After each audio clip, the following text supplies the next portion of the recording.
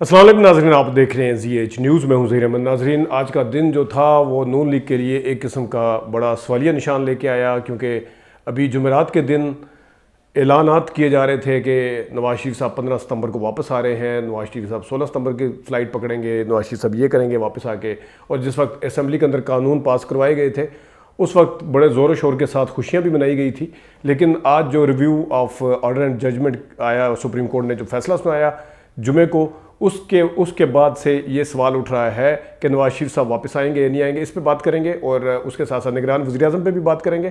جو بشرا be be کی diary پکڑی گئی ہے، یا ڈائری ہے یا نہیں ہے، جو اگرچہ اس کے اوپر انہوں نے تردید کی ہے، اس کے اوپر بات کریں گے کہ ایشو کیا ہے، معاملہ کیا ہے، وہ اس کے اندر کیا کوئی خاص چیز ہے۔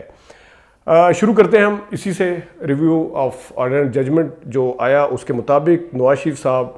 کے لیے جو قانون سازی کی گئی تھی، یا جہانگیر خان ترین کے لیے قانون سازی کی گئی تھی کہ ان کی اہلیت ختم ہو گئی ہے اور ریویو کر سکتے ہیں، یعنی کہ نئے چیف جسٹس نے آنا تھا یا جب بھی نواز شریف صاحب نے آنا تھا تو انہوں نے پھر ریویو کر دینا تھا، تو سپریم کورٹ نے اس کو جو قانون بنے تھے 1980 میں، اس کے تحت آرٹیکل 191 کو مد نظر رکھتے ہوئے اس کو اڑا دیا ہے، اس کو فارغ کر دیا ہے۔ اب اس کے لیے کوئی سہولت میسر نہیں ہے، اور ابھی تک کے فیصلے کے مطابق نواز شریف صاحب ابھی تاحیات نااہل ہیں، اور اس پہ اب دیکھتے ہیں کہ کیا ہوگا۔ بقول پی ایم ایل این کے اس فیصلے کا نواز شریف صاحب کے آمد کے اوپر سے کوئی فرق نہیں پڑے گا، لیکن یہ کہا جا رہا ہے کہ دیکھیں بڑی باریک واردات ڈلی گئی ہے۔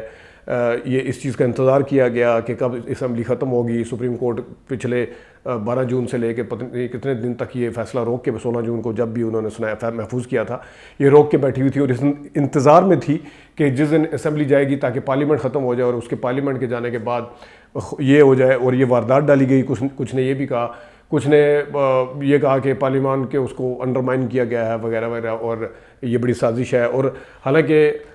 جو نون لیگ کے اعظم نذیر تارڑ ہیں یا عطاء اللہ تارڑ ہیں، انہوں نے یہ کہا ہے کہ اس کے فیصلے کے اوپر آمد کے اوپر کوئی اثر نہیں پڑے گا، جبکہ شہباز شریف صاحب نے ان سے مختلف بات کی ہے۔ وہ کہتے ہیں کہ صاف نظر آ رہا ہے کہ اس طرح کے فیصلے جو نواز شریف صاحب کو روکنے کے لیے دیے جا رہے ہیں۔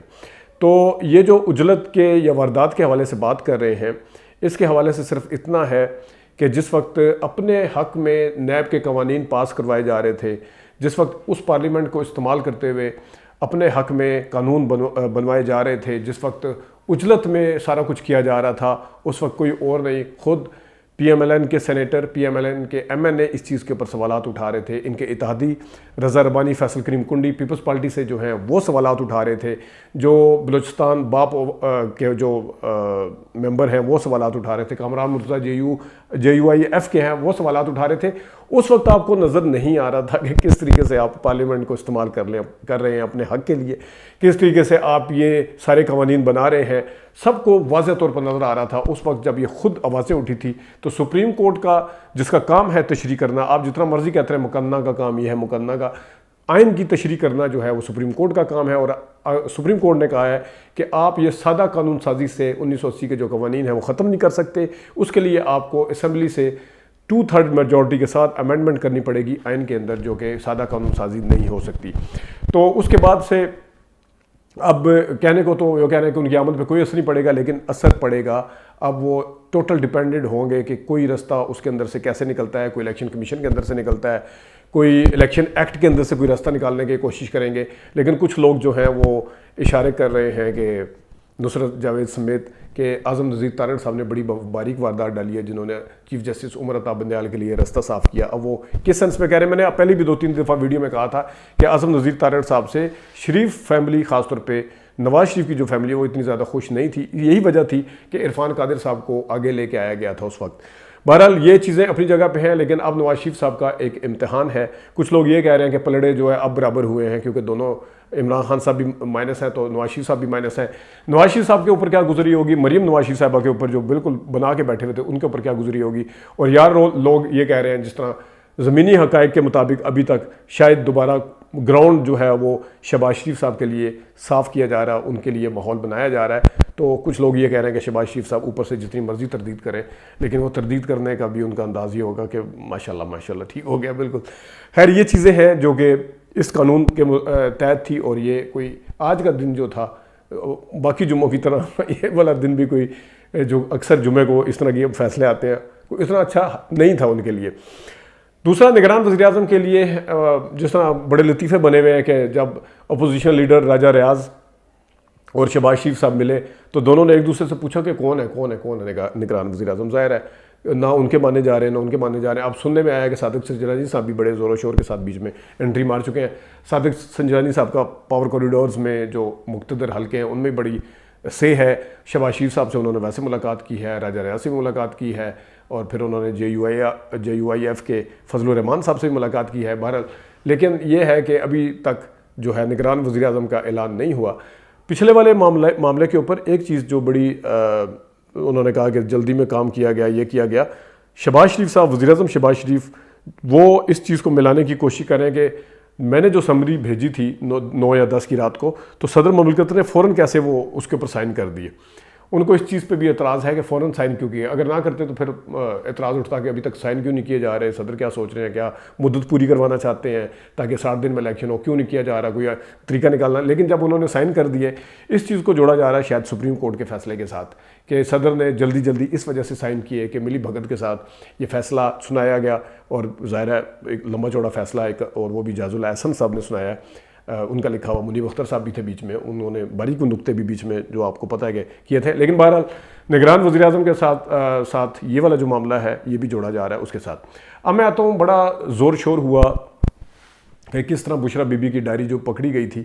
ڈائری کے اندر یہ لکھا ہوا ہے, ڈائری کے اندر وہ لکھا ہوا ہے, ڈائری ہے. انہوں نے اس چیز کی تردید کی ہے. لیٹس سپوز کہ ان کی تردید کو اگر سائڈ پہ بھی کر دیا جائے,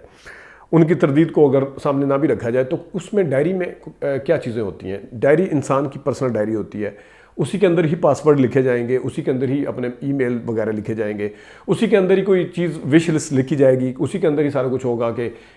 تقریر کتنے بجے کرنی ہے یا کیا کرنا ہے, کس دن کون جلسہ کرنا ہے, کس دن کیا کرنا ہے, ساری پلاننگ اسی میں ہوگی. ڈائری کے اندر آپ کو کیا لگتا ہے کہ کچن کی ترکیب لکھیں گے وزیر اعظم ہاؤس کی, یا وزیر اعظم کی اگر بیوی ہیں بالفرض, اگر اس کو مان بھی لیا جائے, کیا ڈائری کے اندر یہ لکھا جائے گا کہ آج کے ڈان یا جنگ اخبار کی ہیڈ لائن کیا تھی؟ کیا ڈائری کے اندر یہ لکھا جائے گا کہ صبح کے ٹائم اٹھ کے جناب سورج آج کتنے بجے نکلنا ہے؟ اور ڈائری کے اندر پرسنل چیزیں ہی لکھی جاتی ہیں. ڈائری کے اندر یا تو آپ کہیں کہ نیشنل سیکورٹی کے کوئی راز تھے وہ انہوں نے کوئی دشمن ملک کو دیے, یا یہ کہا جاتا کہ فلانی چیز, ایک بات کا پتنگڑ بنایا جا رہا ہے, خبر بنائی جا رہی ہے. بالکل اسی طرح میں جس طرح اکثر کہتا ہوں کہ بریک کے اندر جب ٹاک شو ہوتے ہیں ہم اس چیز کے گواہ ہیں کہ بریک کے اندر جس طرح گپ شپ چل رہی ہوتی ہے وہ اگر ویسے لیک ہو جائے سامنے, حالانکہ ہمارے لیے وہ روٹین کی چیزیں ہوتی ہیں, تو لوگوں کے لیے خبر بن جاتی ہے کہ پتہ نہیں وہ بریک کے اندر عام بھی باتیں کر رہے ہوں, تو وہ اسی طرح سامنے اس کو کھیلا جاتا ہے. تو یہ ایک بڑی عجیب سی بات تھی کہ بڑے بڑے چینلز نے بھی اس کے اوپر پورا کھیلا, اور کیونکہ ظاہر ہے ایک ایجنڈے کے تحت کھیلا گیا اور پورا اس کو اچھالا گیا معاملے کو. وہ کھودا پہاڑ نکلا چوہے کا جو مترادف ہے وہ ایگزیکٹلی اس ڈائری کے اوپر پورا اترتا ہے. کیا اس کے اندر سے نکلا ہے, کیا کوئی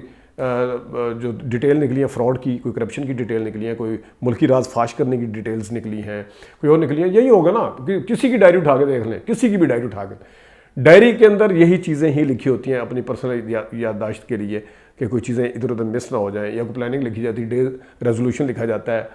پورا ایک چارٹر بنایا جاتا ہے. تو اس کے اوپر اب میرا نہیں خیال کہ اس کے اوپر کیا اس طرح کا کوئی سلسلہ ہے, ویسی بات کا پتنگڑ بنایا جائے. ناظرین یہ تھی ابھی تک کے لیے اتنا ہی.